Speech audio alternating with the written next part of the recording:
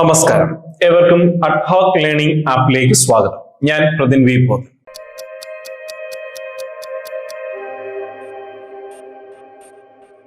ഇന്നത്തെ ക്ലാസ്സിൽ നമ്മൾ പഠിക്കാൻ പോകുന്നത് ഇന്ത്യയിലെ രാഷ്ട്രപതിമാരെ പറ്റിയാണ്.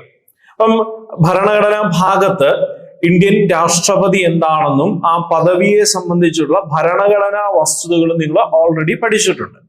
അപ്പം ഈ ഒരു ക്ലാസ് നമ്മൾ ഇന്ത്യയിൽ ഇതുവരെ വന്നിട്ടുള്ള രാഷ്ട്രപതിമാർ ആരൊക്കെയാണെന്നും അവരുമായി ബന്ധപ്പെട്ടുള്ള പ്രത്യേകതകൾ എന്തൊക്കെയാണ് എന്നുള്ളതുമാണ് നമ്മൾ മനസ്സിലാക്കാൻ പോകുന്നത്. അപ്പൊ ഇവിടെ രാഷ്ട്രപതിയുമായി ബന്ധപ്പെട്ടുള്ള ഭരണഘടനാ വസ്തുക്കൾ ഒന്നും തന്നെ നമ്മൾ ചർച്ച ചെയ്യുന്നതല്ല, അത് ഓൾറെഡി നിങ്ങൾ പഠിച്ചാണ്. അതിനോടൊപ്പം തന്നെ അഡീഷണൽ എന്ന രീതിയിലാണ് ഈ ഒരു ഭാഗം നിങ്ങൾ മനസ്സിലാക്കേണ്ടത്. അപ്പം നേരത്തെയുള്ള പരീക്ഷകളിലാണെങ്കിൽ ഈ ഭാഗത്തു നിന്നുള്ള പല ചോദ്യങ്ങളും ഇന്ത്യയിലെ ഏറ്റവും പ്രായം കൂടിയത്, ഏറ്റവും പ്രായം കുറഞ്ഞത് എന്ന രീതിയിലുള്ള ചോദ്യങ്ങൾ രാഷ്ട്രപതിമാരുമായിട്ടൊക്കെ ബന്ധപ്പെട്ട് വരുന്നതായിരുന്നു. ഇപ്പൊ അങ്ങനെയുള്ള ചോദ്യങ്ങൾക്ക് പ്രാധാന്യം കുറയുന്നുണ്ട്. പക്ഷേ രാഷ്ട്രപതിമാരുമായി ബന്ധപ്പെട്ട് അറിഞ്ഞിരിക്കേണ്ട ഈ വസ്തുതകൾ കൂടി പരീക്ഷാ തലത്തിൽ നിങ്ങൾ ഓർത്തിരിക്കുന്നത് വളരെ നല്ലതാണ്. അപ്പം ഇത് കോൺസ്റ്റിറ്റ്യൂഷന്റെ ഭാഗത്തായാലും ചിലപ്പോൾ മറ്റേതെങ്കിലും ഭാഗവുമായി കണക്ട് ചെയ്ത് പോലും ഈ ഭാഗത്തു നിന്നുള്ള ചോദ്യങ്ങൾ വരാൻ സാധ്യതയുണ്ട്. അപ്പൊ അങ്ങനെയുള്ള എല്ലാ വസ്തുതകളും കൂടി ചേർത്തുകൊണ്ടാണ് നമ്മൾ ഇന്ത്യയിലെ രാഷ്ട്രപതിമാർ എന്നുള്ള ഈ ഒരു ടോപ്പിക് ഡിസ്കസ് ചെയ്യാൻ പോകുന്നത്. അപ്പം ഈ ഒരു ക്ലാസ്സിന്റെ അകത്ത് നമ്മൾ കുറച്ച് രാഷ്ട്രപതിമാരെ പറ്റി പരാമർശിക്കും, മറ്റൊരു ക്ലാസ്സിൽ അതിന്റെ ബാക്കിയായിട്ടുള്ള രാഷ്ട്രപതിമാരെ പറ്റിയും പറയും. കാരണം എല്ലാവരും കൂടെ ഒരു ക്ലാസ്സിൽ പറഞ്ഞു കഴിഞ്ഞാൽ ഒരുപാട് ലെങ്ത് ആകാൻ സാധ്യതയുണ്ട്. അതുകൊണ്ടാണ് സ്പ്ലിറ്റ് ചെയ്ത് നമ്മൾ ഇത് പഠിക്കുന്നതെന്ന് കൂടി ഓർത്തിരിക്കുക. ഓക്കെ, അപ്പം രാഷ്ട്രപതിമാർ ആരൊക്കെയാണ് ആ ഓർഡറിൽ തന്നെ നമുക്ക് പഠിച്ചു പോകാം. ഓക്കെ, അപ്പം ഒന്നാമത്തെ രാഷ്ട്രപതിയിലേക്ക് വരാം. അപ്പൊ ഇന്ത്യയുടെ ഒന്നാമത്തെ രാഷ്ട്രപതി എല്ലാവർക്കും അറിയാവുന്ന പേര് തന്നെയാണ് എന്ത്? രാജേന്ദ്ര പ്രസാദ്. ഇന്ത്യയുടെ ഒന്നാമത്തെ രാഷ്ട്രപതിയായിരുന്ന വ്യക്തി ആരെന്ന് ചോദിച്ചാൽ ആർക്കും സംശയമില്ലല്ലോ, ആരാണ്? രാജേന്ദ്ര പ്രസാദ്. 1950 ജനുവരി 26 രാജേന്ദ്ര പ്രസാദ് ഇന്ത്യയുടെ രാഷ്ട്രപതിയായിട്ട് വരുന്നത്. അപ്പം ഇന്ത്യയുടെ ഒന്നാമത്തെ രാഷ്ട്രപതി ആര്? രാജേന്ദ്ര പ്രസാദ്. രാജേന്ദ്ര പ്രസാദ് ഇന്ത്യൻ രാഷ്ട്രപതിയാകുന്നത് എന്നാണെന്ന് ചോദിച്ചാൽ 1950 ജനുവരി 26 അദ്ദേഹം ഇന്ത്യൻ രാഷ്ട്രപതിയായിട്ട് ആ പദവിയിൽ വരുന്നുണ്ട്. 1962 മെയ് 13 വരെ 12 വർഷക്കാലമാണ്, അല്ലെങ്കിൽ 12 വർഷത്തിൽ കൂടുതലാണ് അദ്ദേഹം ഇന്ത്യൻ രാഷ്ട്രപതിയായിട്ട് ആ പദവിയിൽ ഇരുന്നത് എന്ന കാര്യം ഓർത്തിരിക്കുക. അപ്പം 50 തൊട്ട് 62 വരെയുള്ള 12 വർഷക്കാലമാണ് രാജേന്ദ്ര പ്രസാദ് ഇന്ത്യൻ രാഷ്ട്രപതിയായിട്ട് അവിടെ പ്രവർത്തിച്ചെന്ന് മനസ്സിലാക്കുക. അപ്പൊ അവിടെ ശ്രദ്ധിക്കേണ്ട ഒരു കാര്യം, ഇന്ത്യയിൽ ഏറ്റവും കൂടുതൽ കാലയളവ് രാഷ്ട്രപതിയായിരുന്ന വ്യക്തി, അല്ലെങ്കിൽ ഇന്ത്യയിൽ ഏറ്റവും കൂടുതൽ കാലയളവ്, അല്ലെങ്കിൽ ഇന്ത്യയിൽ ഏറ്റവും കൂടുതൽ തവണ രാഷ്ട്രപതിയായിട്ട് തെരഞ്ഞെടുക്കപ്പെട്ട വ്യക്തി എന്ന് ചോദിച്ചാലും ആര് തന്നെയാണ്? രാജേന്ദ്ര പ്രസാദ് ആണ്. ഓക്കെ, അപ്പൊ അവിടെ ശ്രദ്ധിക്കേണ്ട ഒരു വസ്തുത, ഇന്ത്യൻ രാഷ്ട്രപതിയായിട്ട് അദ്ദേഹം 50 വരുന്നതെങ്കിലും ഇന്ത്യൻ രാഷ്ട്രപതിയായിട്ട് അദ്ദേഹം തെരഞ്ഞെടുക്കപ്പെട്ടത് എന്നാണെന്ന് ചോദിച്ചു കഴിഞ്ഞാൽ അത് 1952 കാരണം നമുക്കറിയാം ഇന്ത്യയിൽ ഒരു പ്രസിഡന്റിന്റെ കാലാവധി എന്ന് പറയുന്നത് 5 വർഷമാണ്. 2 പ്രാവശ്യമാണ് അദ്ദേഹം പ്രസിഡന്റ് ആയിട്ട് തെരഞ്ഞെടുക്കപ്പെട്ടത്. 52 ആദ്യമായിട്ട് തെരഞ്ഞെടുക്കപ്പെടുന്നത്, പിന്നീട് ഈ പറയുന്ന 57 അങ്ങനെ 2 ടേം എന്ന് പറയുമ്പോൾ 10 വർഷം. എന്നാൽ 50 അദ്ദേഹം രാഷ്ട്രപതിയാകുന്നത് സത്യത്തിൽ തെരഞ്ഞെടുപ്പിലൂടെയല്ല. കാരണം അന്ന് തെരഞ്ഞെടുക്കാൻ പാർലമെന്റോ മറ്റു സംവിധാനങ്ങളോ ഒന്നും ഇല്ലായിരുന്നു. പക്ഷെ അദ്ദേഹത്തെ പ്രസിഡന്റ് ആയിട്ട് ഈ പറയുന്ന ഭരണഘടനാ നിർമ്മാണ സഭ തന്നെ നിർദ്ദേശിക്കുന്നു. അങ്ങനെ അദ്ദേഹം ആ പദവിയിൽ വരികയാണ്. അപ്പൊ ആദ്യത്തെ 2 ടേം എന്ന് പറയുന്ന സത്യത്തിൽ അദ്ദേഹം ഇലക്റ്റഡ് അല്ലായിരുന്നു. പക്ഷെ അതുകൂടി ചേർത്താണ് അദ്ദേഹത്തിന്റെ ടേം പറയുമ്പോൾ നമ്മൾ പറയുന്നത്. അങ്ങനെയാണ് 12 വർഷക്കാലം അദ്ദേഹം ഇന്ത്യൻ പ്രസിഡന്റ് ആയിട്ട് പ്രവർത്തിച്ചു എന്ന് പറയുന്നതിന്റെ കാരണം. അപ്പം എത്ര വർഷം എന്ന് ചോദിച്ചാൽ 12 വർഷം എന്നുള്ളത് തന്നെയാണ്. എത്ര പ്രാവശ്യം തെരഞ്ഞെടുക്കപ്പെട്ടു എന്ന് ചോദിച്ചാൽ 2 പ്രാവശ്യമാണ് തെരഞ്ഞെടുക്കപ്പെട്ടത്. പ്രസിഡന്റ് ഒരു ടേം 5 വർഷമാണെന്ന് എല്ലാവർക്കും അറിയാവുന്ന വസ്തുതയും ആണല്ലോ. ഓക്കെ, ഇനി അപ്പൊ ഏറ്റവും കൂടുതൽ കാലയളവ് ഇന്ത്യൻ പ്രസിഡന്റ് ആയിരുന്ന രാജേന്ദ്ര പ്രസാദ് ആണ്. ഇനി അദ്ദേഹത്തെ വിശേഷിപ്പിക്കുന്ന ഒരു പ്രത്യേകതയാണെന്ത്? ബീഹാർ ഗാന്ധി. ബീഹാർ ഗാന്ധി എന്നറിയപ്പെടുന്നത് ആരെന്ന് ചോദിച്ചാൽ ആരാണ്? അത് രാജേന്ദ്ര പ്രസാദ് എന്ന കാര്യം കൂടി ഓർത്തിരിക്കുക. ഇനി അദ്ദേഹത്തിന്റെ പ്രത്യേകതകളിലേക്ക് വരുമ്പോൾ ഒരു പ്രധാനപ്പെട്ട വസ്തുതയാണ്, നിങ്ങൾ നേരത്തെ പഠിച്ചിട്ടുള്ളതുമാണ്, ഭരണഘടനാ നിർമ്മാണ സഭയുടെ അധ്യക്ഷൻ, സ്ഥിര അധ്യക്ഷനായിട്ട് പ്രവർത്തിച്ച വ്യക്തി ആരെന്ന് ചോദിച്ചാൽ ആരാണ്? രാജേന്ദ്ര പ്രസാദ്. കോൺസ്റ്റിറ്റ്യൂവന്റ് അസംബ്ലിയുടെ സ്ഥിരം അധ്യക്ഷൻ ആരായിരുന്നു എന്ന് ചോദിച്ചാൽ ആരാണ്? അത് രാജേന്ദ്ര പ്രസാദ് ആണ്. ഓക്കെ, ഇനി മറ്റൊരു പ്രത്യേകതയാണ്, ഇദ്ദേഹം ഈ കേന്ദ്ര മന്ത്രിസഭയിൽ അംഗമായിരുന്ന ഒരു വ്യക്തിയാണ്. അപ്പൊ നമുക്കറിയാം, ഈ പറയുന്ന സ്വാതന്ത്ര്യം കിട്ടുന്ന സമയത്ത് ഈ പറയുന്ന ഇന്ത്യയിൽ ഒരു കേന്ദ്ര മന്ത്രിസഭ നിലവിൽ വരുന്നു. 47 ഓഗസ്റ്റ് 15 വരുന്നുണ്ട് നെഹ്റുവിന്റെ നേതൃത്വത്തിൽ. അപ്പൊ ആ മന്ത്രിസഭയിൽ അദ്ദേഹം കൃഷി വകുപ്പ് കൈകാര്യം ചെയ്തിരുന്നു എന്ന കാര്യം കൂടി ഓർത്തിരിക്കുക. വേണമെങ്കിൽ പരീക്ഷയിൽ ചോദിക്കാം. ഒന്നാമത്തെ കേന്ദ്ര മന്ത്രിസഭയിൽ 47 വരുന്ന ഒന്നാമത്തെ കേന്ദ്ര മന്ത്രിസഭയിൽ ഇന്ത്യയുടെ കൃഷി വകുപ്പ് മന്ത്രിയായിരുന്നു ആരെന്ന് വേണമെങ്കിൽ ചോദിക്കാം. ചോദിച്ചാൽ അതിന്റെ ഉത്തരമാണ് രാജേന്ദ്ര പ്രസാദ്. ഓർത്തിരുന്നോണം. പിന്നീട് അദ്ദേഹം പ്രസിഡന്റ് ആയിട്ട് വരുന്നു. ആ സമയത്ത് അദ്ദേഹം അത് രാജിവെക്കുകയും ചെയ്യുന്നു. ഓക്കെ. ഇനി അവിടെ ശ്രദ്ധിക്കേണ്ട മറ്റൊരു പ്രധാനപ്പെട്ട വസ്തുതയാണ് ഈ രാജേന്ദ്ര പ്രസാദിന്റെ ആത്മകഥ എന്താണ്. അപ്പൊ രാജേന്ദ്ര പ്രസാദിന്റെ ആത്മകഥയുടെ പേരാണ് എന്ത്?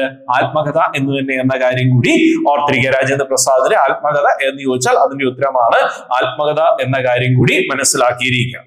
ഇനി അതുപോലെ അദ്ദേഹത്തിന്റെ ഈ പറയുന്ന അന്ത്യവിശ്രമം കൊള്ളുന്ന സ്ഥലം ഏതെന്ന് ചോദിച്ചാൽ ഏതാണ്? മഹാപ്രയാൺ ഘട്ട് എന്ന കാര്യം ഓർത്തിരിക്കുക. എവിടെയാണ്? മഹാപ്രയാൺ ഘട്ട് എന്നുള്ളതാണ് അദ്ദേഹത്തിന്റെ അന്ത്യവിശ്രമം കൊള്ളുന്ന സ്ഥലം എന്ന കാര്യം കൂടി അവിടെ ഒന്ന് മനസ്സിലാക്കിയിരിക്കും. ഓക്കെ.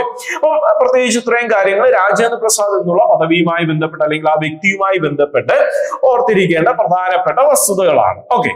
ഇനി ഒരുപാട് കാര്യങ്ങൾ ഈ പറഞ്ഞു പോകാനാണെങ്കിലുണ്ട്. നമ്മൾ പരീക്ഷാ തലത്തിൽ പ്രധാനപ്പെട്ട വസ്തുതകളോടെ ഇവിടെ മനസ്സിലാക്കിയിരിക്കുക. അപ്പൊ വേറൊരു രീതി വേണമെങ്കിലും ചോദ്യം ചോദിക്കാം. ഈ പറയുന്ന ഇന്ന സമയത്ത് ഇന്ന കാര്യം വരുമ്പോൾ ആരായിരുന്നു പ്രസിഡന്റ് എന്ന രീതി ചോദിക്കാം. അപ്പൊ ഇദ്ദേഹത്തിന്റെ ഒരു ഡ്യൂറേഷൻ നോക്കുക, 50 തൊട്ട് 62. ആ സമയത്ത് വരുന്ന എല്ലാ കാര്യങ്ങളും ആര് പ്രസിഡന്റ് ആയിരിക്കുമ്പോൾ തന്നെയാണ് വരുന്നത്? രാജേന്ദ്ര പ്രസാദ് എന്ന കാര്യം ഓർത്തിരിക്കാം. പിന്നീട് പറയാറുണ്ട് ഈ പറയുന്ന ഏഷ്യൻ ഗെയിംസ് ഉദ്ഘാടനം ചെയ്ത ആദ്യത്തെ രാഷ്ട്രപതി ആരെന്ന് ചോദിച്ചാൽ ആരാണ്? രാജേന്ദ്ര പ്രസാദ് ആണ്. ഓക്കെ. അതുപോലെ ഈ പറയുന്ന ഭാരതരത്നം ലഭിച്ച ആദ്യ ഇന്ത്യൻ പ്രസിഡന്റ് ആരെന്ന് ചോദിച്ചാൽ അതും ആരാണ്? രാജേന്ദ്ര പ്രസാദ് ആണ്. കാരണം ആദ്യത്തെ പ്രസിഡന്റ് ആണ്. അപ്പൊ ഓട്ടോമാറ്റിക്കലി അദ്ദേഹത്തിന് തന്നെയാണ് അത് ലഭിക്കുന്നത്. അപ്പൊ ആ രീതിയിൽ അത് ഓർത്തിരിക്കുക. ഓക്കെ. പിന്നീട് വരുന്ന അടുത്ത രാഷ്ട്രപതിയിലേക്ക് വരാം. ഇന്ത്യയുടെ രണ്ടാമത്തെ രാഷ്ട്രപതി ആരാണ്? Doctor S Radhakrishnan. ആരാണ്? Doctor S Radhakrishnan. ഓക്കെ. ഇപ്പം ഇന്ത്യയുടെ ഒന്നാമത്തെ ഉപരാഷ്ട്രപതി ആരെന്ന് ചോദിച്ചാലും ആര് തന്നെയാണ്? ഡോക്ടർ എസ് രാധാകൃഷ്ണൻ ആണ്. നമ്മള് ഉപരാഷ്ട്രപതി എന്നത് ഈ പറയുന്ന ഡീറ്റെയിൽ ആയിട്ട് നമ്മൾ നോക്കുന്നില്ല.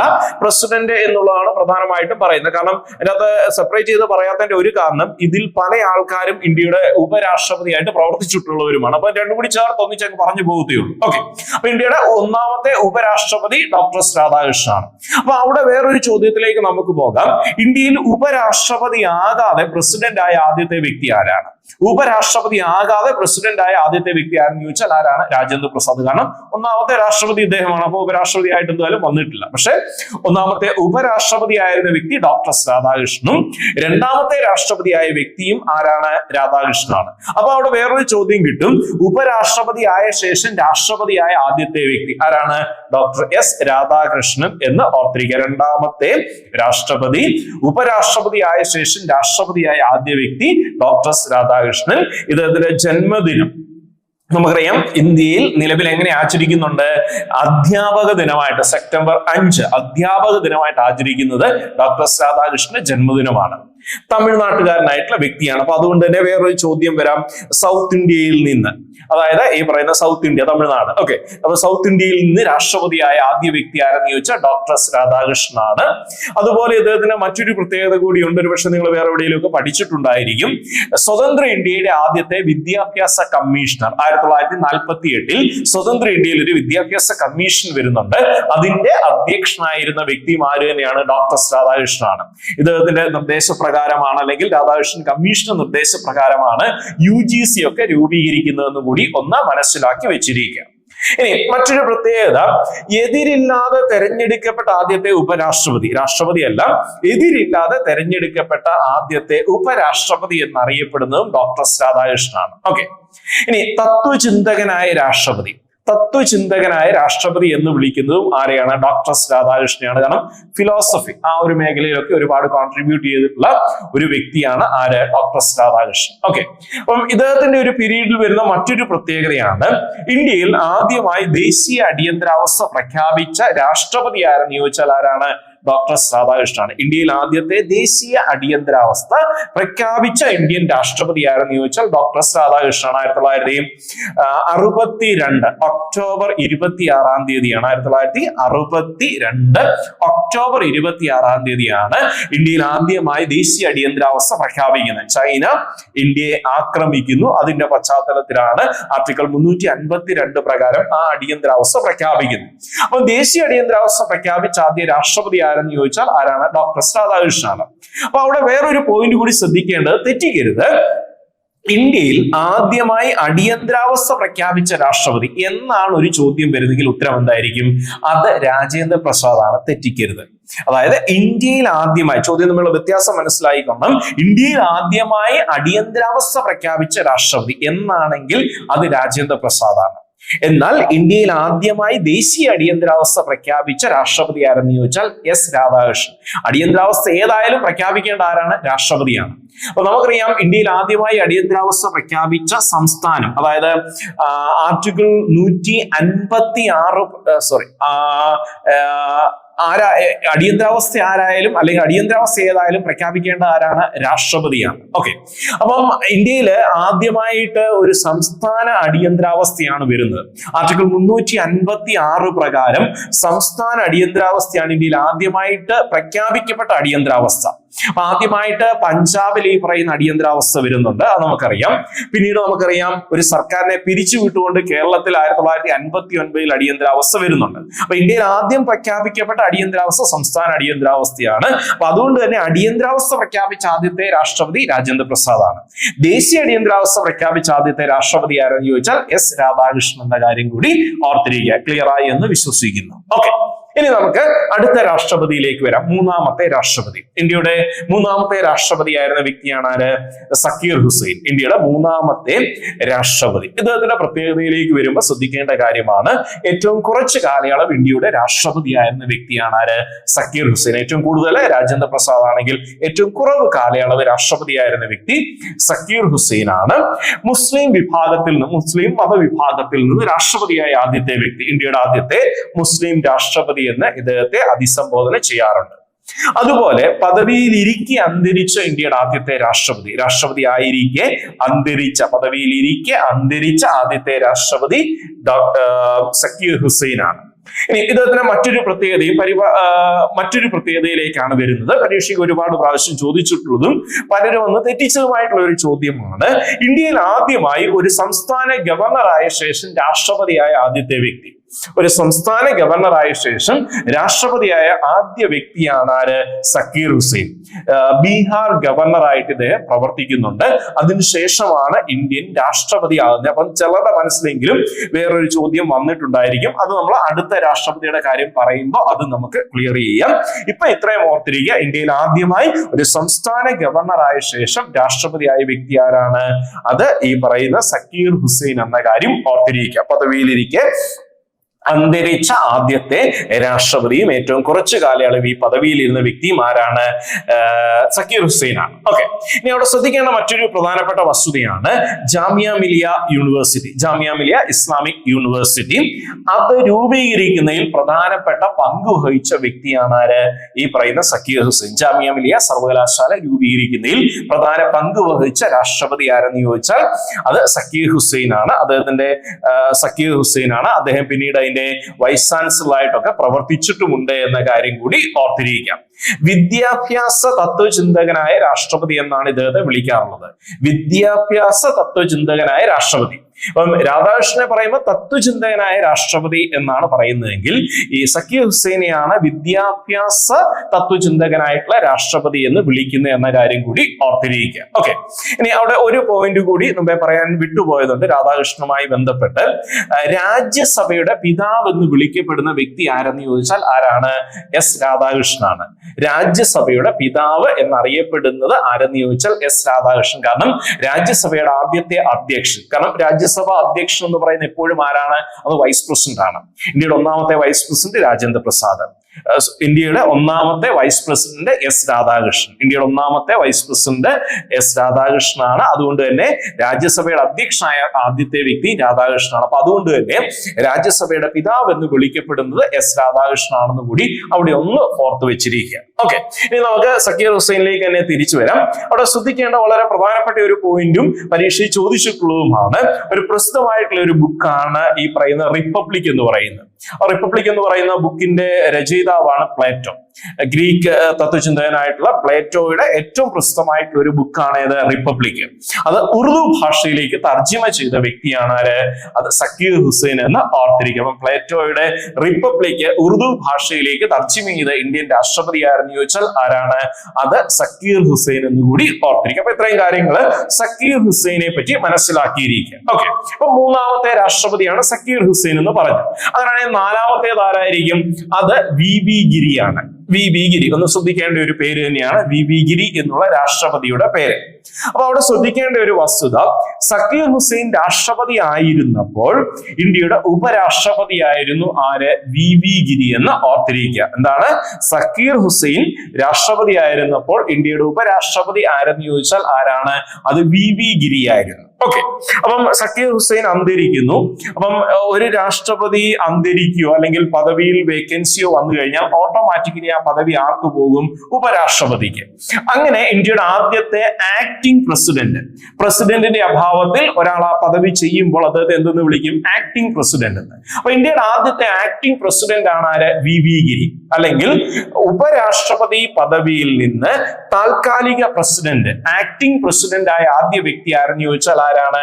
വി ഗിരിയാണ്. പിന്നീട് ഇദ്ദേഹം ഇന്ത്യയുടെ പ്രസിഡന്റ് ആവുന്നുണ്ട്. അപ്പൊ വേറൊരു ചോദ്യം കൂടിയാകും, ഉപരാഷ്ട്രപതി, താൽക്കാലിക പ്രസിഡന്റ്, പിന്നീട് പ്രസിഡന്റ്, ഈ മൂന്ന് പദവികളും കൈകാര്യം ചെയ്ത ആദ്യത്തെ വ്യക്തിയാണ് ആര്? വി ഗിരി എന്ന കാര്യം കൂടി ഓർത്തിരിക്കുക. അല്ലെങ്കിൽ ആക്ടിംഗ് പ്രസിഡന്റ് ആയ ആദ്യ വ്യക്തിയാണ് ആര്? വി ഗിരി എന്ന് ഓർത്തിരിക്കുക. അതുകൊണ്ട് തന്നെ വേറൊരു ഉത്തരം കൂടി അവിടെ കിട്ടും. ഇന്ത്യയിൽ ഏറ്റവും കുറച്ച് കാലയളവ് ഉപരാഷ്ട്രപതി ആയിരുന്ന വ്യക്തി, ഏറ്റവും കുറച്ച് കാലയളവ് ഉപരാഷ്ട്രപതി ആയിരുന്ന വ്യക്തി ആരെന്ന് ചോദിച്ചാലും ആര് തന്നെയാണ്? വി ഗിരി. കാരണം സക്കീർ ഹുസൈൻ ആണ് ഏറ്റവും കുറച്ച് കാലയളവ് പ്രസിഡന്റ് ആയിരുന്നത്. ആ സമയത്താണ് ഇദ്ദേഹം ഉപരാഷ്ട്രപതി ആയിരുന്നത്. അപ്പൊ അതുകൊണ്ട് തന്നെ ഏറ്റവും കുറച്ച് കാലയളവ് ഉപരാഷ്ട്രപതി ആയിരുന്ന വ്യക്തി വി ഗിരി എന്ന് ഓർത്തിരിക്കുക. രാജിവെച്ച ആദ്യത്തെ ഉപരാഷ്ട്രപതി എന്ന് കൂടി ഓർത്തിരുന്നോണം. എന്താണ്? രാജിവെച്ച ആദ്യത്തെ ഉപരാഷ്ട്രപതി. പ്രസിഡന്റുമാരും ഇതുവരെ രാജിവെച്ചിട്ടില്ല ഇന്ത്യയില്. എന്നാൽ ഉപരാഷ്ട്രപതിമാരിൽ രാജിവെച്ച ആദ്യത്തെ വ്യക്തിയാണ് ആര്? വി ഗിരി. അത് എന്തുകൊണ്ടാണെന്ന് പറയാം. അപ്പം സക്കീർ ഹുസൈൻ അന്തരിക്കുമ്പോൾ താൽക്കാലിക പ്രസിഡന്റ് ആയിട്ട് വി ഗിരി വരുന്നുണ്ട്. അപ്പൊ അവിടെ ഒരു പ്രസിഡന്റ് തെരഞ്ഞെടുപ്പിനുള്ള അവസരം വരുന്നുണ്ട്. കാരണം പ്രസിഡന്റിന്റെ പദവി 6 മാസത്തിൽ കൂടുതൽ ഒഴിച്ചിടാൻ പാടില്ല എന്നാണ് പറയുന്നത്. അങ്ങനെ ആ സമയത്ത് പ്രസിഡന്റ് തെരഞ്ഞെടുപ്പ് വരുമ്പോൾ അതിന് മത്സരിക്കാൻ വേണ്ടി വി ഗിരി എന്ത് ചെയ്യുന്നു? രാജിവെക്കുന്നുണ്ട്. അങ്ങനെ ഉപരാഷ്ട്ര പദവി രാജിവെച്ച ആദ്യത്തെ വ്യക്തിയാണ് ആര്? വി ഗിരി. പിന്നീട് അടുത്ത തെരഞ്ഞെടുപ്പിൽ മത്സരിക്കുന്നു, അദ്ദേഹം ജയിക്കുകയും ചെയ്യുന്നുണ്ട്. അപ്പൊ അതുകൊണ്ടാണ് രാജിവെച്ച അല്ലെങ്കിൽ ഏറ്റവും കുറച്ച് കാലയളവ് ഉപരാഷ്ട്രപതി എന്നുള്ള പദവിയിൽ ഇരുന്ന വ്യക്തി എന്ന് വി ഗിരിയെ പറയുന്നതിന്റെ കാരണം.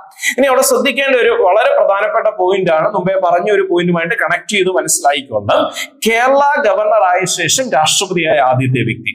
എന്താണ്? കേരള ഗവർണറായ ശേഷം രാഷ്ട്രപതിയായ ആദ്യത്തെ വ്യക്തിയാണ് ആര്? വി ഗിരി. എന്നാൽ ഒരു സംസ്ഥാന ഗവർണറായ ശേഷം രാഷ്ട്രപതിയായ ആദ്യത്തെ വ്യക്തി ആരാണ്? അത് ഈ പറയുന്ന സക്കീർ ഹുസൈൻ ആണ്. എന്നാൽ കേരള ഗവർണറായ ശേഷം രാഷ്ട്രപതിയായ ആദ്യ വ്യക്തി ആരാണ്? വി ഗിരിയാണ്. ഓക്കെ, ഇനി അദ്ദേഹത്തെ സംബന്ധിച്ച് ഓർത്തിരിക്കേണ്ട മറ്റൊരു പ്രധാനപ്പെട്ട പോയിന്റ് ഉണ്ട്. ഈ പറയുന്ന രാഷ്ട്രപതി തെരഞ്ഞെടുപ്പുമായി ബന്ധപ്പെട്ട് വരുന്നുണ്ട്. ഇപ്പൊ രാഷ്ട്രപതി തെരഞ്ഞെടുപ്പിലുള്ള വോട്ടിംഗ് രീതി ഏതാണെന്നൊക്കെ നിങ്ങൾ നേരത്തെ വിശദമായിട്ട് പഠിച്ചിട്ടുണ്ടായിരിക്കും. ഓക്കെ, അപ്പൊ രാഷ്ട്രപതി തെരഞ്ഞെടുപ്പിൽ ഉപയോഗിക്കുന്ന വോട്ടിംഗ് രീതി ഏതാണ്? പ്രപ്പോർഷണൽ റെപ്രസെന്റേഷൻ, ആനുപാതിക പ്രാതിനിധ്യ സംവിധാനം എന്ന് പറയുന്ന രീതിയാണ്. അതിൽ സെക്കൻഡ് പ്രിഫറൻസ് എന്ന് പറയുന്ന രീതിയിലുള്ള ഒരു ഓപ്ഷൻ ഉണ്ട്. അത് ഉപയോഗിച്ച ആദ്യത്തെ രാഷ്ട്രപതി തെരഞ്ഞെടുപ്പാണ് വി ഗിരിയുടെ രാഷ്ട്രപതി തെരഞ്ഞെടുപ്പ് എന്ന് ഓർത്തിരിക്കുക. അല്ലെങ്കിൽ ഇങ്ങനെ ഓർത്തിരുന്ന മതി, ഞാൻ മറ്റു വസ്തുതയിലേക്ക് ഒന്നും പോകേണ്ട, ഇത്രയും മാത്രം ഓർത്തിരിക്കുക.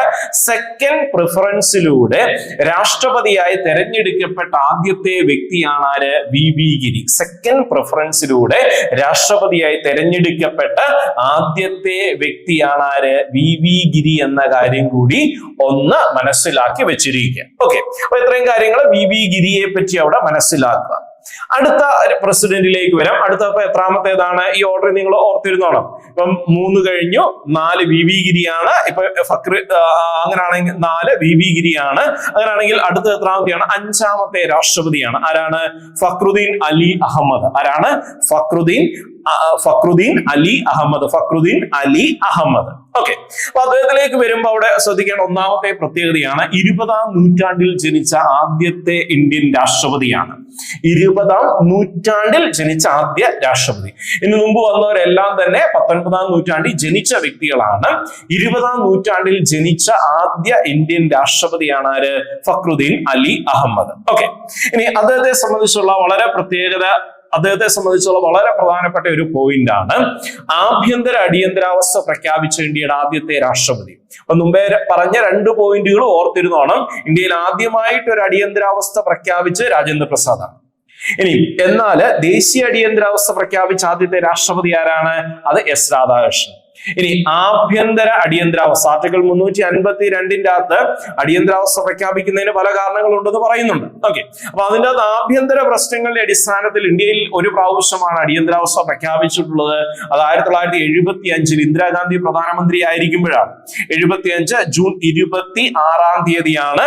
ഈ ജൂൺ 26 25 എന്നുള്ള തർക്കം ഇപ്പോഴും പലയിടത്തും നിലനിൽക്കുന്നുണ്ട്.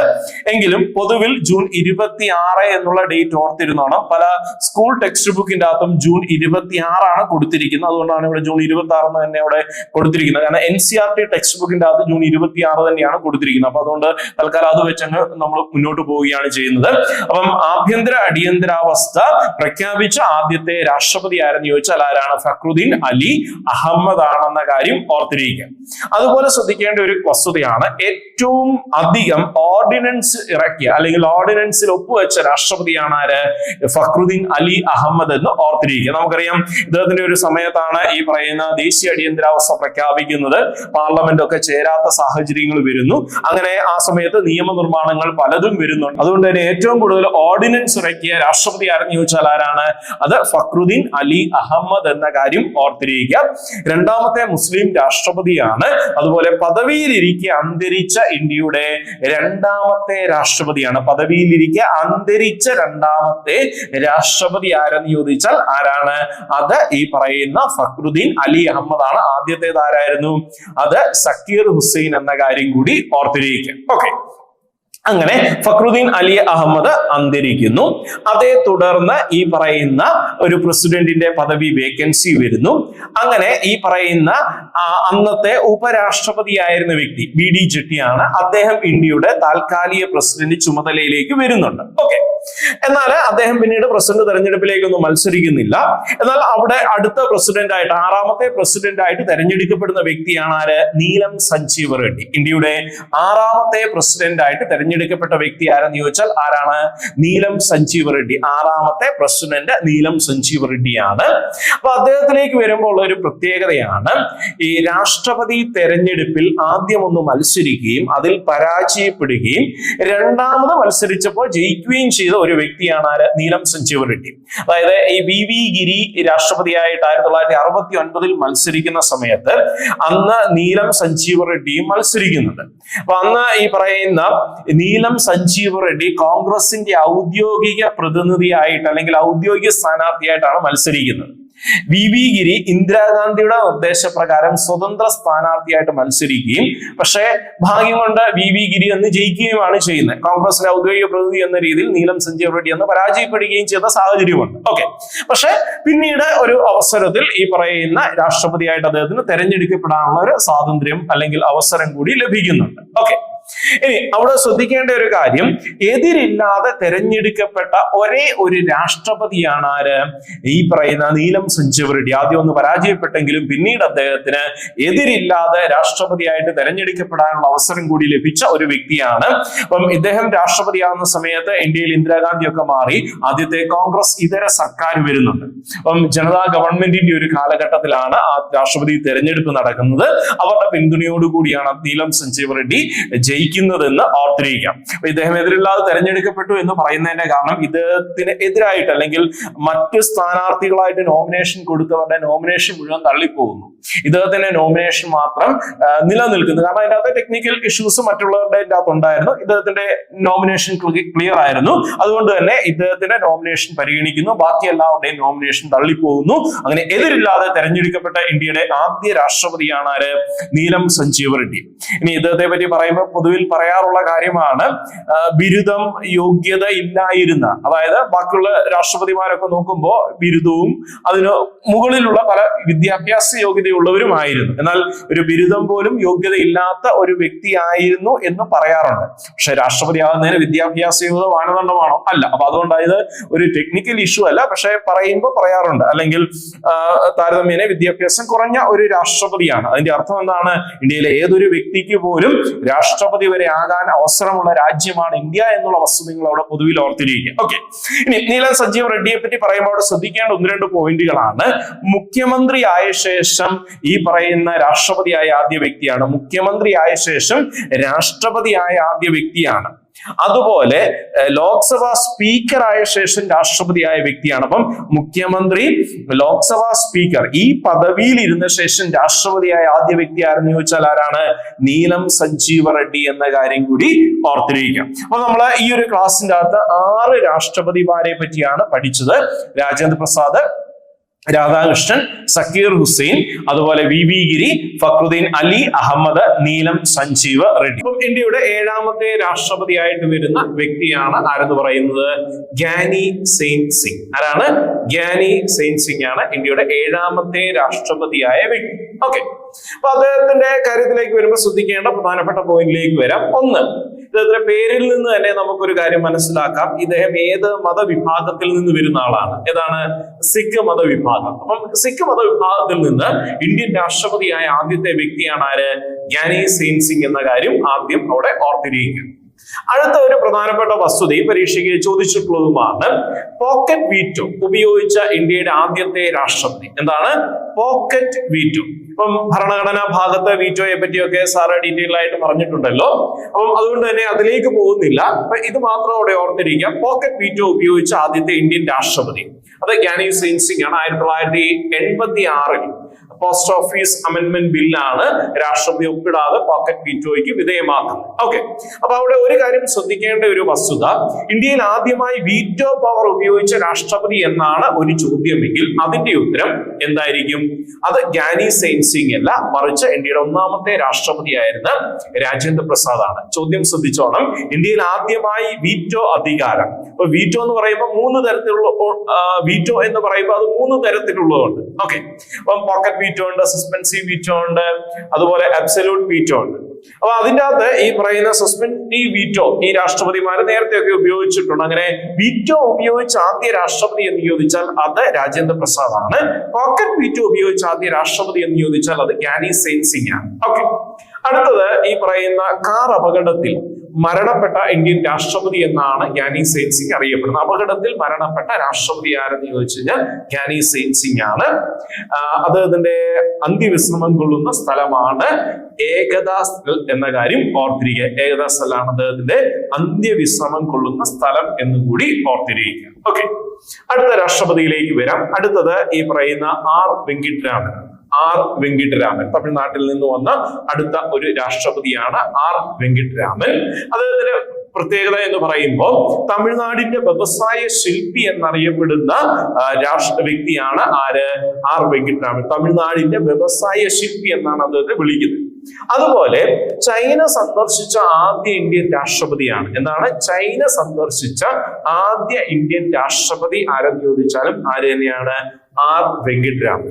അതുപോലെ കേന്ദ്ര ധനകാര്യമന്ത്രിയായ ആദ്യ രാഷ്ട്രപതി, കേന്ദ്ര ധനകാര്യമന്ത്രിയായ ശേഷം രാഷ്ട്രപതിയായ ആദ്യത്തെ വ്യക്തിയും ആരാണ്? ആർ വെങ്കിട്ടരാമനാണ്. കേന്ദ്ര ധനകാര്യമന്ത്രിയായ ശേഷം രാഷ്ട്രപതിയായ മറ്റൊരു വ്യക്തിയുണ്ട്, അത് പ്രണബ് കുമാർ മുഖർജിയാണ്. അത് 2ാമത്തേതാണ്. പക്ഷെ ആദ്യമായിട്ട് കേന്ദ്ര ധനകാര്യമന്ത്രിയായ ശേഷം രാഷ്ട്രപതിയായ വ്യക്തി ആരെന്ന് ചോദിച്ചാൽ ആരാണ്? ആർ വെങ്കിട്ടരാമൻ. അപ്പൊ അങ്ങനെയാണെങ്കിൽ വേറൊരു ചോദ്യം, കേന്ദ്രമന്ത്രിയായ ശേഷം രാഷ്ട്രപതിയായ ആദ്യ വ്യക്തി എന്നാണെങ്കിലോ ഇത് ധനകാര്യമന്ത്രിയാണ്. എന്നാൽ കേന്ദ്രമന്ത്രിയായ ശേഷം രാഷ്ട്രപതിയായ ആദ്യ വ്യക്തി എന്നൊരു ചോദ്യം വന്നാൽ എന്താണ്? അത് ഒന്നാമത്തെ രാഷ്ട്രപതിയാണ്. ആരാണ്? രാജേന്ദ്ര പ്രസാദ് ആണ്. നേരത്തെ പറഞ്ഞു അദ്ദേഹം ഒന്നാം കേന്ദ്ര മന്ത്രിസഭയിൽ എന്ത് കൈകാര്യം ചെയ്തു? കൃഷി വകുപ്പ് കൈകാര്യം ചെയ്തിരുന്നു എന്ന കാര്യം കൂടി മനസ്സിലിരിക്കും. ഓക്കെ, ഇനി ആർ വെങ്കിട്ടരാമന്റെ ഒരു പ്രധാനപ്പെട്ട കൃതിയാണ് ഏതെന്ന് പറയുന്നത് my presidential years. My presidential years. ഈ എല്ലാ രാഷ്ട്രപതിമാർക്കും ഒരുപാട് ബുക്കുകളും മറ്റു കാര്യങ്ങളും ഉണ്ട്. അതിലേക്ക് മുഴുവൻ ഡീറ്റെയിൽസിലേക്കും പോകുന്നില്ല. ഇപ്പം പ്രധാനപ്പെട്ട ചില ബുക്കുകൾ ചിലരുമായി ബന്ധപ്പെട്ടുള്ളതൊന്ന് ഓർത്തിരിക്കുന്നത് നല്ലതാണ്. മൈ പ്രസിഡൻഷ്യൽ ഇയേഴ്സ് എന്നത് ആരുടെ ബുക്ക് എന്ന് ചോദിച്ചാൽ ആരുടേതാണ്? അത് ആർ വെങ്കിട്ടരാമനുമായി ബന്ധപ്പെട്ട് വരുന്ന ബുക്ക് എന്ന കാര്യം ഓർത്തിരിക്കും. അടുത്തത് ഈ പറയുന്ന മറ്റൊരു പ്രസിഡന്റിലേക്ക് വരാം. ശങ്കർ ദയാലാൽ ശർമ്മ. ശങ്കർ ദയാലാൽ ശർമ്മ എന്ന് പറയുന്ന രാഷ്ട്രപതി ഉണ്ടായിരുന്നു. ഒരുപാട് പോയിന്റുകളൊന്നും അവിടെ പറയാനില്ല. അദ്ദേഹത്തിന്റെ അന്ത്യവിശ്രമം കൊള്ളുന്ന സ്ഥലമാണ് കർമ്മഭൂമി എന്ന കാര്യം ഓർത്തിരിക്കുന്നതാണ്. കർമ്മഭൂമിയാണ് അദ്ദേഹം അന്ത്യവിശ്രമം കൊള്ളുന്ന സ്ഥലം എന്ന് ഓർത്തിരിക്കുക. അപ്പൊ ഇവിടെ ശ്രദ്ധിക്കേണ്ട വേറൊരു പോയിന്റ്, ശങ്കർ ദയാലാൽ ശർമ്മ ഇന്ത്യയുടെ രാഷ്ട്രപതി ആയിരിക്കുന്ന സമയത്ത് ഉപരാഷ്ട്രപതി ആയിരുന്ന വ്യക്തിയാണ് ആര്? KR നാരായൺ എന്ന കാര്യം ഓർത്തിരിക്കുക. ഇന്ത്യയുടെ 10ാമത്തെ രാഷ്ട്രപതിയായിട്ട് വരുന്ന വ്യക്തിയാണ് KR നാരായൺ എന്ന് പറയുന്നത്. അപ്പൊ KR നാരായണൻ രാഷ്ട്രപതി ആകുന്നതിന് മുമ്പ് ഏത് പദവിയിൽ വന്നിട്ടുണ്ട്? ഉപരാഷ്ട്രപതി ആയിട്ടുണ്ട്. അപ്പം ശങ്കർ ദയാലാൽ ശർമ്മ പ്രസിഡന്റ് ആയിരുന്നപ്പോൾ ഇന്ത്യയുടെ ഉപരാഷ്ട്രപതി ആയിരുന്ന KR നാരായണൻ എന്ന് കൂടി ഒന്ന് ഓർത്തിരിക്കും. ഓക്കെ, അടുത്ത രാഷ്ട്രപതിയിലേക്ക് വരാം. കേരളക്കാരെ സംബന്ധിച്ചിടത്തോളം മലയാളി എന്ന രീതിയിൽ നമുക്ക് അഭിമാനമുള്ള പേര് തന്നെയാണ് ആര്? KR നാരായണൻ എന്ന കാര്യം ഓർത്തിരിക്കുക. രാഷ്ട്രപതിയായ ആദ്യ അല്ലെങ്കിൽ ഏക മലയാളിയാണ് നിലവിൽ KR നാരായണൻ. ഓക്കെ, അദ്ദേഹത്തിന്റെ ജന്മസ്ഥലമാണ് കോട്ടയം ജില്ലയിലെ ഉഴവൂർ എന്ന് പറയുന്ന സ്ഥലത്താണ് അദ്ദേഹം ജനിക്കുന്നത് എന്ന കാര്യം ഓർത്തിരിക്കുക. അദ്ദേഹത്തിന്റെ ജന്മസ്ഥലമാണ്. മലയാളി ആയതുകൊണ്ട് തന്നെ അദ്ദേഹത്തിന്റെ ജന്മ ദിവസവും മരണ ദിവസവും ഒക്കെ ഒന്ന് ഓർത്തിരിക്കുന്നത് നല്ലതാണ്. 1920 ഒക്ടോബർ 27-ാം തീയതിയാണ് അദ്ദേഹത്തിന്റെ ജന്മ ഡേറ്റ് എന്ന് പറയുന്നത്. ജനിച്ചതെന്ന് ചോദിച്ചാൽ 1920 ഒക്ടോബർ 27 അദ്ദേഹം ജനിക്കുന്നു. മരണപ്പെട്ട ഡേറ്റ് അല്ലെങ്കിൽ മരണമടയുന്ന ഡേറ്റ് എന്ന് പറയുന്നതാണ് 2005 നവംബർ 9. 2005 നവംബർ 9 എന്ന കാര്യം കൂടി ഓർത്തിരിക്കും. ഓക്കെ, ഇനി അദ്ദേഹത്തിലേക്ക് വരുന്ന സമയത്ത് ശ്രദ്ധിക്കേണ്ട ഒരു വസ്തുത, അദ്ദേഹത്തിന്റെ പൂർണ്ണ രൂപം എന്താണ്? KR നാരായണൻ എന്നതിന്റെ പൂർണ്ണ രൂപം എന്തെന്ന് ചോദിച്ചാൽ കൊച്ചേരിൽ രാമൻ നാരായണൻ എന്ന കാര്യം ഓർത്തിരിക്കുക. കൊച്ചേരിൽ രാമൻ നാരായണൻ എന്നുള്ളതാണ് അദ്ദേഹത്തിന്റെ പൂർണ്ണ രൂപം. പേരിന്റെ പൂർണ്ണ രൂപം പരീക്ഷയ്ക്ക് ചോദിച്ചിട്ടുള്ളതാണ്. അതുകൊണ്ടൊന്നും അത് മനസ്സിലാക്കി വെച്ചിരിക്കും. ഓക്കെ, ഇനി ഇദ്ദേഹത്തിലേക്ക് വരുമ്പോൾ ശ്രദ്ധിക്കേണ്ട 1-2 പ്രത്യേകതകൾ എന്ന് പറയുന്നത്, ഈ KR നാരായണൻ രാഷ്ട്രപതി സ്ഥാനത്തേക്ക് മത്സരിക്കുമ്പോൾ അദ്ദേഹത്തിനെതിരെ മത്സരിച്ചത് മറ്റൊരു മലയാളിയാണ്. ആ മലയാളിയും വളരെ ശക്തനായിട്ടുള്ള ഒരു വ്യക്തി എന്ന രീതിയിൽ ദേശീയ തലത്തിൽ അറിയപ്പെട്ട ഒരു വ്യക്തിയാണ്. പക്ഷെ യാദൃശ്ചികം എന്ന രീതിയിൽ വേണമെങ്കിൽ പറയാം, 2 മലയാളികൾ ഒരേ സമയത്ത് രാഷ്ട്രപതി തെരഞ്ഞെടുപ്പിലേക്ക് വരുന്നുണ്ട്. മറ്റൊരു വ്യക്തിയാണ് TN ശേഷൻ. ഇന്ത്യയുടെ മുൻ തെരഞ്ഞെടുപ്പ് കമ്മീഷണർ ആയിരുന്ന വ്യക്തിയാണ്. ഇന്ത്യയിൽ ഒരു തെരഞ്ഞെടുപ്പ് കമ്മീഷൻ ഉണ്ടെന്നും തെരഞ്ഞെടുപ്പ് കമ്മീഷൻ അധികാരങ്ങളുണ്ട് എന്ന് നാട്ടുകാർ അറിയാൻ തുടങ്ങിയത് TN ശേഷൻ തെരഞ്ഞെടുപ്പ് കമ്മീഷണറായ ശേഷമാണ്. അങ്ങനെ ഇന്ത്യയുടെ മുൻ തെരഞ്ഞെടുപ്പ് കമ്മീഷണറും മലയാളിയുമായിരുന്ന TN ശേഷനാണ് രാഷ്ട്രപതി തെരഞ്ഞെടുപ്പിൽ KR നാരായണനെതിരെ മത്സരിച്ച വ്യക്തി എന്ന് ഓർത്തിരിക്കും. അപ്പൊ അത് പറയുമ്പോൾ അവിടെ ശ്രദ്ധിക്കേണ്ട ഒരു പോയിന്റ്, ഇന്ത്യയിൽ രാഷ്ട്രപതി തെരഞ്ഞെടുപ്പിൽ മത്സരിച്ച ആദ്യ മലയാളി ആരാണ്? രാഷ്ട്രപതി തെരഞ്ഞെടുപ്പിൽ മത്സരിച്ച ആദ്യ മലയാളി ആരെന്ന് ചോദിച്ചാൽ അത് VR കൃഷ്ണയ്യറാണ്. സംസ്ഥാനത്ത് 1ാമത്തെ മന്ത്രിസഭയിൽ, കേരളത്തിന്റെ 1ാമത്തെ മന്ത്രിസഭയിൽ അംഗമായിരുന്ന വ്യക്തിയാണ്. പിന്നീട് സുപ്രീം കോടതി ജഡ്ജൊക്കെ ആയിട്ടുണ്ടായിരുന്ന ജസ്റ്റിസ് VR കൃഷ്ണയ്യറാണ് രാഷ്ട്രപതി തെരഞ്ഞെടുപ്പിൽ ആദ്യമായി മത്സരിച്ച മലയാളി. അത് R വെങ്കിട്ടരാമനെതിരായിട്ട് രാഷ്ട്രപതി തെരഞ്ഞെടുപ്പിൽ മത്സരിച്ച വ്യക്തിയാണ് VR കൃഷ്ണയ്യർ. അപ്പം രാഷ്ട്രപതി സ്ഥാനത്തേക്ക് മത്സരിച്ച ആദ്യ മലയാളി ആരെന്ന് ചോദിച്ചാൽ VR കൃഷ്ണയ്യർ. എന്നാൽ KR നാരായണനെതിരെ മത്സരിച്ച മലയാളി ആരെന്ന് ചോദിച്ചാൽ ആരാണ്? TN ശേഷൻ എന്ന കാര്യം ഓർത്തിരിക്കുക. ഓക്കെ, ഇനി അതുമായി ബന്ധപ്പെട്ട് വരുന്നുണ്ടെ ഓർത്തിരിക്കേണ്ട ഒരു കാര്യമാണ്, ദളിത് വിഭാഗത്തിൽ നിന്ന് രാഷ്ട്രപതിയായ ആദ്യത്തെ വ്യക്തിയാണ് ആര്? KR നാരായണൻ. ദളിത് വിഭാഗത്തിൽ നിന്ന് രാഷ്ട്രപതിയായ ആദ്യ വ്യക്തി എന്നുള്ളതും അദ്ദേഹവുമായി ബന്ധപ്പെട്ട് ഓർത്തിരിക്കുക. ഇനി മറ്റൊരു കാര്യം, ഏറ്റവും കൂടുതൽ ഭൂരിപക്ഷത്തോടുകൂടി അതുപോലെ ഏറ്റവും കൂടുതൽ വോട്ടോടുകൂടിയും രാഷ്ട്രപതിയായിട്ട് തെരഞ്ഞെടുക്കപ്പെട്ട വ്യക്തിമാര് തന്നെയാണ് KR നാരായണൻ. ഏറ്റവും കൂടിയ ഭൂരിപക്ഷവും ഏറ്റവും കൂടുതൽ വോട്ടും, ഈ രണ്ട് കാര്യത്തിലും ഏറ്റവും ഉയർന്ന നിരക്കിൽ വരുന്നത് ഈ പറയുന്ന KR നാരായണനുമായി ബന്ധപ്പെട്ടാണെന്ന് ഓർത്തിരിക്കുക. ഏകദേശം അന്ന് പോൾ ചെയ്തതിന്റെ അല്ലെങ്കിൽ ആകെ വോട്ടിന്റെ ഏകദേശം 95% കൂടുതൽ വോട്ടെങ്ങാണ്ടാണ് KR നാരായണന് ലഭിക്കുന്നത് എന്ന് കൂടി ഓർത്തിരിക്കുക. ഓക്കെ, ഇനി അടുത്തതായിട്ട് അവിടെ ശ്രദ്ധിക്കേണ്ട ഒരു പ്രധാനപ്പെട്ട കാര്യം, ഈ ലോക്സഭാ തിരഞ്ഞെടുപ്പിൽ വോട്ട് ചെയ്ത ഇന്ത്യൻ ആദ്യത്തെ രാഷ്ട്രപതിയാണ്. അപ്പൊ അവിടെ ശ്രദ്ധിക്കേണ്ട കാര്യം, ഇതിനു മുമ്പ് രാഷ്ട്രപതിമാരായിട്ടിരുന്നവർ അല്ലെങ്കിൽ മുമ്പ് രാഷ്ട്രപതിമാരായിട്ടിരുന്ന ആൾക്കാര് തെരഞ്ഞെടുപ്പ് സമയങ്ങളിൽ എന്ത് ചെയ്തിട്ടുള്ള വോട്ടവകാശം വിനിയോഗിച്ചിട്ടില്ല. കാരണം രാഷ്ട്രപതി എന്ന് പറയുന്നത് നമുക്കറിയാം ഇന്ത്യയിലെ ഒന്നാമത്തെ വ്യക്തി അല്ലെങ്കിൽ ഒന്നാമത്തെ പൗരനാണ്. അപ്പൊ അവര് രാഷ്ട്രീയത്തിൽ നിഷ്പക്ഷമായിട്ട് നിൽക്കുന്നു, അല്ലെങ്കിൽ അവര് തെരഞ്ഞെടുക്കപ്പെടുന്നത് ഏതെങ്കിലും ഒരു പാർട്ടി നോമിനി ആയിട്ടാണെങ്കിലും തെരഞ്ഞെടുപ്പിൽ പിന്നീട് അവർ വോട്ട് ചെയ്യാറില്ല. കാരണം അവര് ഇന്ത്യയുടെ ഒന്നാമത്തെ വ്യക്തിയാണ്, എല്ലാവരെയും തുല്യരായിട്ട് കണക്കാക്കുന്നു എന്നൊരു അർത്ഥത്തിൽ അവർ പലപ്പോഴും തെരഞ്ഞെടുപ്പിൽ വോട്ട് ചെയ്യാറില്ലായിരുന്നു.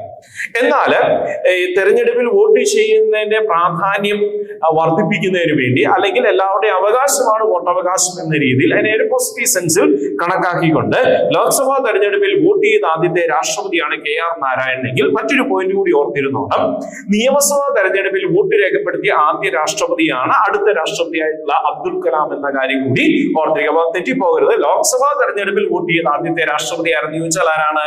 അത് KR നാരായണനും. നിയമസഭാ തെരഞ്ഞെടുപ്പിൽ വോട്ട് ചെയ്ത ആദ്യത്തെ രാഷ്ട്രപതി ആരെന്ന് ചോദിച്ചാൽ ആരാണ്? അത് KR നാരായണൻ എന്ന കാര്യം കൂടി ഓർത്തിരിക്കും. ഓക്കെ, അതുപോലെ തന്നെ വരുന്ന മറ്റൊരു പ്രധാനപ്പെട്ട വസ്തുതയാണ്, കേരള നിയമസഭയെ അഭിസംബോധന ചെയ്ത ആദ്യ ഇന്ത്യൻ രാഷ്ട്രപതി. കേരള നിയമസഭയെ അഭിസംബോധന ചെയ്ത ആദ്യ രാഷ്ട്രപതിയാണ് ആര്? KR നാരായണൻ എന്ന് ഓർത്തിരിക്കുക.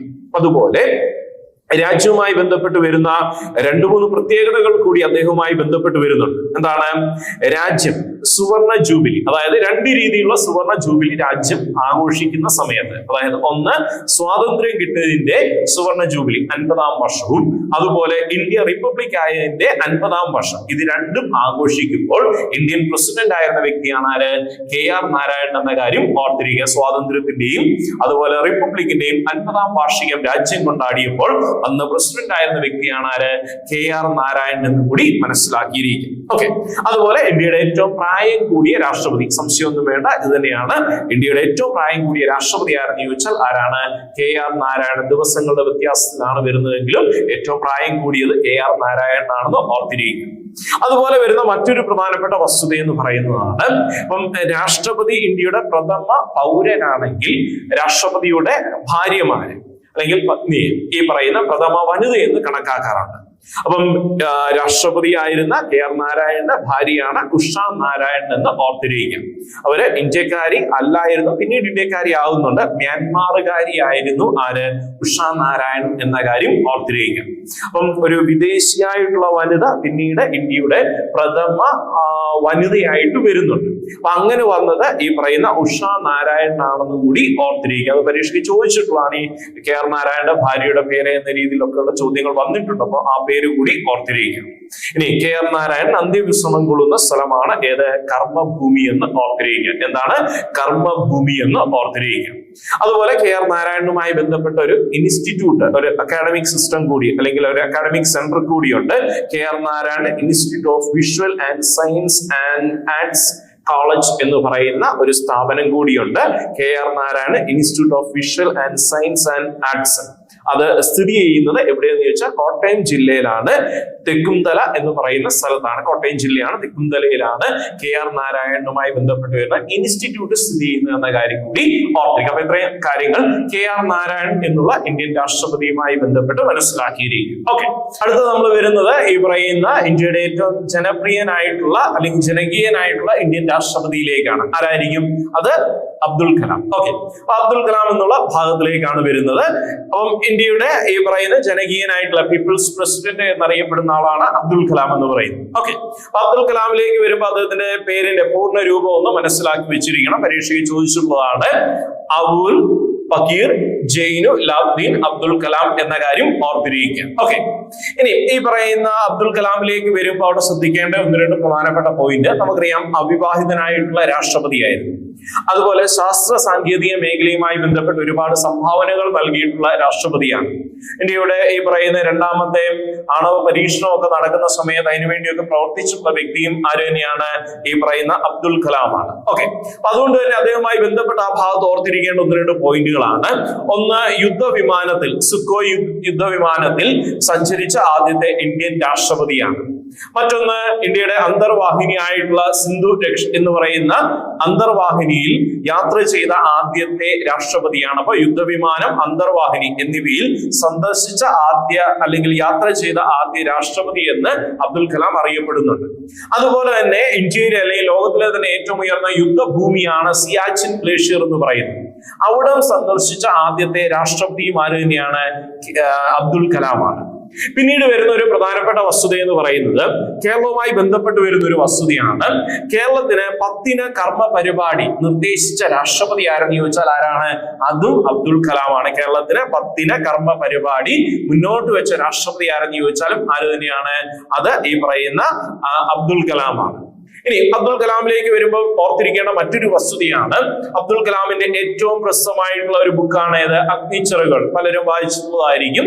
അപ്പം അബ്ദുൽ കലാമിന്റെ പ്രധാനപ്പെട്ട ബുക്കാണ് ഏത്? അഗ്നിച്ചിറകുകൾ എന്ന് പറയുന്നത്. എന്നാൽ അവിടെ ശ്രദ്ധിക്കേണ്ട ഒരു കാര്യം, അബ്ദുൽ കലാമിനെ ഏറ്റവും കൂടുതൽ സ്പർശിച്ച ബുക്ക് ഏതെന്ന് ചോദിച്ചു കഴിഞ്ഞാൽ ലൈറ്റ് ഫ്രം മൈ ലാമ്പ് എന്ന് പറയുന്ന ബുക്കാണ്. ലൈറ്റ് ഫ്രം മൈ ലാമ്പ് എന്ന് പറയുന്നതാണ് അബ്ദുൽ കലാമിനെ ഏറ്റവും കൂടുതൽ സ്പർശിച്ച ബുക്ക് എന്ന കാര്യം ഓർത്തിരിക്കുക. അതുപോലെ അബ്ദുൽ കലാമിലേക്ക് വരുമ്പോൾ അദ്ദേഹത്തിന്റെ ജന്മദിനം ഒക്ടോബർ 15 അത് എപ്രകാരം ആചരിക്കുന്നു? പരീക്ഷയ്ക്ക് ചോദിച്ചിട്ടുള്ളതാണ്. ലോക വിദ്യാർത്ഥി ദിനമായിട്ട് ആചരിക്കുന്നത് അബ്ദുൽ കലാമിന്റെ ജന്മദിനമായിട്ടുള്ള ഒക്ടോബർ 15 ഐക്യരാഷ്ട്രസഭാ തലത്തിലും അങ്ങനെ തന്നെയാണ് ആചരിക്കുന്നതെന്ന് ഓർത്തിരിക്കുക. അതുപോലെ ഒരു പോയിന്റ് കൂടി അവിടെ ഒന്ന് ഓർത്തിരിക്കുക. അബ്ദുൽ കലാമിന്റെ ജീവചരിത്രം അല്ലെങ്കിൽ അബ്ദുൽ കലാമിനെ പറ്റിയുള്ള കാര്യങ്ങൾ പാഠപുസ്തകങ്ങൾ ഉൾക്കൊള്ളിച്ച ഇന്ത്യയിലെ ആദ്യ സംസ്ഥാനമാണ് ഏത്? മധ്യപ്രദേശ്. പിന്നീട് പല സംസ്ഥാനങ്ങളും അത് ഉൾക്കൊള്ളിക്കുന്നുണ്ടെങ്കിലും ആദ്യമായിട്ട് അത് പാഠപുസ്തകങ്ങളുടെ ഭാഗമായി ഉൾക്കൊള്ളിച്ച സംസ്ഥാനം എന്ന് ചോദിച്ചാൽ ഏതാണ്? മധ്യപ്രദേശ്. അപ്പൊ ഇത്രയും കാര്യങ്ങൾ അബ്ദുൽ കലാം എന്നുള്ള പദവിയുമായി ബന്ധപ്പെട്ട് ഓർത്തിരിക്കുക. അതുപോലെ ശ്രദ്ധിക്കേണ്ട ഒരു കാര്യമാണ് പ്രതിമാസം. നമുക്കറിയാം, രാഷ്ട്രപതിയുടെ നിലവിലത്തെ പ്രതിമാസ ശമ്പളം എന്ന് പറയുന്നത് 5 ലക്ഷം രൂപയാണെങ്കിലും പ്രതിമാസം 1 രൂപ മാത്രം ശമ്പളം കൈപ്പറ്റിയിരുന്ന ഇന്ത്യൻ രാഷ്ട്രപതി ആര് എന്ന് ചോദിച്ചാൽ അതിന്റെ ഉത്തരവും എന്ത് തന്നെയാണ്? അബ്ദുൽ കലാം എന്ന കാര്യം ഓർത്തിരിക്കുക. പ്രതിമാസം 1 രൂപ മാത്രം ശമ്പളം കൈപ്പറ്റി രാഷ്ട്രപതിയായിട്ട് സേവനം അനുഷ്ഠിച്ച വ്യക്തിയാണ് ആര്? അബ്ദുൽ കലാം എന്ന കാര്യം കൂടി അവിടെ ഒന്ന് മനസ്സിലാക്കി വെച്ചിരിക്കുക. ഓക്കെ, നമുക്ക് അടുത്ത രാഷ്ട്രപതിയിലേക്ക് വരാം. അടുത്ത രാഷ്ട്രപതി, ഇനിയുള്ള രാഷ്ട്രപതികളുടെ പേരുകളെല്ലാം നമുക്ക് സുപരിചിതമാണ്. കാരണം നമ്മുടെ ഒരു സമീപ കാലഘട്ടങ്ങളിൽ ഉള്ള വ്യക്തികളാണ്, അല്ലെങ്കിൽ നമ്മൾ കേട്ടിട്ടുള്ള അല്ലെങ്കിൽ പേരുകൾ തന്നെയാണ്. അപ്പൊ അതിൽ ഒന്നാണ് പ്രതിഭ പാട്ടീൽ എന്ന് പറയുന്നത്. പ്രത്യേകത എന്താണെന്ന് നമുക്കറിയാം. ഇന്ത്യയുടെ ആദ്യത്തെ വനിതാ രാഷ്ട്രപതിയായിരുന്ന വ്യക്തിയാണ്. മഹാരാഷ്ട്രക്കാരിയാണ്. വനിതാ രാഷ്ട്രപതിയായ ആദ്യ വ്യക്തി ആരെന്ന് ചോദിച്ചാൽ ആരാണ്? പ്രതിഭ പാട്ടീൽ എന്ന് ഓർത്തിരിക്കുക. അവിടെ ശ്രദ്ധിക്കേണ്ട ഒരു കാര്യം, യുദ്ധ ടാങ്കറിൽ സഞ്ചരിച്ച ആദ്യത്തെ ഇന്ത്യൻ രാഷ്ട്രപതി ആരെന്ന് ചോദിച്ചാൽ ആരാണ്? പ്രതിഭ പാട്ടീലാണ്. യുദ്ധ ടാങ്കറിൽ സഞ്ചരിച്ച ഇന്ത്യയുടെ ആദ്യത്തെ രാഷ്ട്രപതി ആരെന്ന് ചോദിച്ചാൽ ആരാണ്? ഈ പറയുന്ന പ്രതിഭ പാട്ടീൽ എന്ന് മനസ്സിലാക്കിയിരിക്കുക. ഇനി അതിനുശേഷം രാഷ്ട്രപതിയായ വ്യക്തിയാണ് പ്രണബ് കുമാർ മുഖർജി. ഇന്ത്യയുടെ മുൻ ധനകാര്യമന്ത്രിയാണ്. പിന്നീട് ഈ പറയുന്ന ഇന്ത്യയുടെ രാഷ്ട്രപതിയായിട്ട് വരുന്നുണ്ട്. അതുപോലെ തന്നെ വരുന്ന ഒരു വസ്തുതയാണ് 1-2-3 കരാർ. അതായത് ഇന്ത്യയും അമേരിക്കയും തമ്മിൽ വരുന്ന ഈ പറയുന്ന ഒരു എഗ്രിമെന്റ് ആണ് ഈ 1-2-3 എഗ്രിമെന്റ് അല്ലെ 1-2-3 കരാർ എന്ന് പറയുന്നത്. അത് ഒപ്പുവെക്കുന്ന സമയത്ത് ഇന്ത്യൻ രാഷ്ട്രപതി ആരെന്ന് ചോദിച്ചാൽ ആരാണ്? അത് പ്രണബ് കുമാർ മുഖർജി എന്ന കാര്യം മനസ്സിലാക്കിയിരിക്കും. പിന്നീട് വരുന്നത് രാംനാഥ് കോവിന്ദ് ആണ്. ഓക്കെ, UP-യിൽ നിന്ന് ഇന്ത്യൻ രാഷ്ട്രപതിയായ വ്യക്തിയാണ്. രാംനാഥ് കോവിന്ദ് എന്ന് പറയുമ്പോൾ രണ്ടാമത്തെ ദളിത് വിഭാഗത്തിൽ നിന്ന് രാഷ്ട്രപതിയായ രണ്ടാമത്തെ വ്യക്തിയാണ് രാംനാഥ് കോവിന്ദ് എന്ന കാര്യം കൂടി മനസ്സിലാക്കിയിരിക്കും. ഇനി ഇപ്പോഴത്തെ രാഷ്ട്രപതിയിലേക്ക് വരാം. അവസാനത്തെ രാഷ്ട്രപതി ആരാണ്? സംശയമൊന്നും വേണ്ട, ആരാണ്? ദ്രൗപദി മുർമു. ഇന്ത്യയുടെ നിലവിലത്തെ രാഷ്ട്രപതിയായിട്ട് പ്രവർത്തിക്കുന്ന വ്യക്തിയാണ്. അപ്പൊ അവിടെ ശ്രദ്ധിക്കേണ്ട കാര്യം, ഈ ദ്രൗപദി മുർമു ഇന്ത്യയുടെ എത്രാമത്തെ രാഷ്ട്രപതിയാണ്? അവിടെ രണ്ട് രീതി ചോദ്യം വരാം, എത്രാമത്തെ രാഷ്ട്രപതി എന്നും എത്രാമത്തെ വ്യക്തി എന്നും. അപ്പൊ അവിടെ ശ്രദ്ധിക്കേണ്ട കാര്യം, എത്രാമത്തെ രാഷ്ട്രപതി എന്നാണ് ചോദ്യമെങ്കിൽ 16 തെറ്റിക്കരുത്. ഇന്ത്യയുടെ 16ാമത്തെ രാഷ്ട്രപതിയാണ് ആര്? ദ്രൗപദി മുർമു. എന്നാൽ എത്രാമത്തെ വ്യക്തി എന്ന് ചോദിച്ചാൽ 15. ദ്രൗപദി മുർമു എത്രാമത്തെ രാഷ്ട്രപതിയായ വ്യക്തിയാണെന്ന് ചോദിച്ചാൽ 15ഉം, എത്രാമത്തെ സ്ഥാനമാണെന്ന് ചോദിച്ചാൽ 16ഉമാണ്. കാരണം ഈ പറയുന്ന നമുക്കറിയാം, ഇന്ത്യയിൽ രാഷ്ട്രപതിയായിട്ട് 2 തവണ വന്നത് ഒറ്റയൊരാളേ ഉള്ളൂ. ആരാണ്? അത് രാജേന്ദ്ര പ്രസാദ് ആണ്. അതുകൊണ്ട് തന്നെ ഇപ്പോൾ വരുമ്പോ, അതിനുശേഷം ഇങ്ങോട്ട് വരുമ്പോ വ്യക്തി 15ഉം സ്ഥാനം 16ഉമാകുന്നു എന്ന് മനസ്സിലാക്കിയിരിക്കാം. ഇനി മറ്റൊരു വസ്തുതയാണ്, ഈ പറയുന്ന ST വിഭാഗത്തിൽ നിന്ന് രാഷ്ട്രപതിയായ ആദ്യത്തെ വ്യക്തിയാണ് ആര്? ദ്രൗപദി മുർമു, ST വിഭാഗത്തിൽ നിന്ന്. ഓക്കെ, അതുപോലെ രണ്ടാമത്തെ വനിതാ രാഷ്ട്രപതിയുമാണ് ആര്? ദ്രൗപദി മുർമു. ഏറ്റവും പ്രായം കുറഞ്ഞ ഇന്ത്യൻ രാഷ്ട്രപതി, ഏറ്റവും പ്രായം കൂടിയത് KR നാരായണനാണെന്ന് കണ്ടു. അങ്ങനെയാണെങ്കിൽ ഏറ്റവും പ്രായം കുറഞ്ഞ രാഷ്ട്രപതി ആരെന്ന് ചോദിച്ചാൽ ആരാണ്? അത് ഈ പറയുന്ന നിലവിലത്തെ ദ്രൗപദി മുർമു എന്ന കാര്യം ഓർത്തിരിക്കുക. ഇനി ഈ പറയുന്ന ദ്രൗപദി മുർമുവിന്റെ മറ്റൊരു പ്രത്യേകതയാണ്, സ്വതന്ത്ര ഇന്ത്യയിൽ ജനിച്ച ആദ്യത്തെ രാഷ്ട്രപതിയാണ്. സ്വതന്ത്ര ഇന്ത്യയിൽ ജനിച്ച ആദ്യത്തെ രാഷ്ട്രപതി എന്ന് ഓർത്തിരിക്കുക. അതുപോലെ വരുന്ന മറ്റൊരു പ്രത്യേകത കൂടിയാണ്, ഏത് സംസ്ഥാനക്കാരിയാണെന്ന് ചോദിച്ചാൽ ഏതാണ്? ഒഡീഷക്കാരിയായിട്ടുള്ള വ്യക്തിയാണ്. എന്നാൽ ഈ പറയുന്ന ഗവർണറായിട്ടൊക്കെ പ്രവർത്തിച്ചിട്ടുണ്ട്. ഏത് സംസ്ഥാനത്തിന്റെയാണ്? ജാർഖണ്ഡിന്റെ ഗവർണറായിട്ട് പ്രവർത്തിച്ചിരുന്ന വ്യക്തിയാണ്. അപ്പം ജാർഖണ്ഡിന്റെ മുൻ ഗവർണറാണ്. അതുപോലെ ഒഡീഷക്കാരിയായിട്ടുള്ള വ്യക്തിയാണ് ആര്? ദ്രൗപദി മുർമു എന്ന കാര്യം കൂടി ഓർത്തിരിക്കുക. അപ്പം ഇന്ത്യയിലെ രാഷ്ട്രപതിമാരെന്നുള്ള ടോപ്പിക്കാണ് നമ്മൾ ഡിസ്കസ് ചെയ്തുകൊണ്ടിരിക്കുന്നത്. അപ്പം ആദ്യത്തെ ക്ലാസ്സിനകത്ത് കുറച്ച് രാഷ്ട്രപതിമാരെ പറ്റി നമ്മൾ നോക്കി. രണ്ടാമത്തെ ക്ലാസ്സിൽ ഇന്ത്യയുടെ ഇപ്പോഴത്തെ രാഷ്ട്രപതി വരെയുള്ളത് വന്നിട്ടുണ്ട്. അപ്പൊ ഇത്രയും കാര്യങ്ങൾ ഇന്ത്യയുടെ രാഷ്ട്രപതിമാരെന്നുള്ള ഭാഗവുമായി ബന്ധപ്പെട്ട് ഇവിടെ മനസ്സിലാക്കി വെച്ചിരിക്കുക. അപ്പൊ ഇത്രയും കാര്യങ്ങൾ ഇന്ത്യൻ രാഷ്ട്രപതി എന്നുള്ള ഭാഗവുമായി ബന്ധപ്പെട്ട് അവിടെ പ്രത്യേകതകൾ, മറ്റു കാര്യങ്ങൾ എന്ന രീതിയിൽ ഓർത്തിരിക്കാം. ക്ലാസ്സിൽ പറഞ്ഞ കാര്യങ്ങളൊക്കെ എല്ലാവർക്കും ക്ലിയർ ആയി എന്ന് വിചാരിക്കുന്നു. അങ്ങനെയാണെങ്കിൽ ഈ ഒരു ക്ലാസ് ഇവിടെ വൈൻഡപ്പ് ചെയ്യുകയാണ്. മറ്റൊരു ക്ലാസ്സിൽ വീണ്ടും കണ്ടുമുട്ടാം. ഏവർക്കും നന്ദി.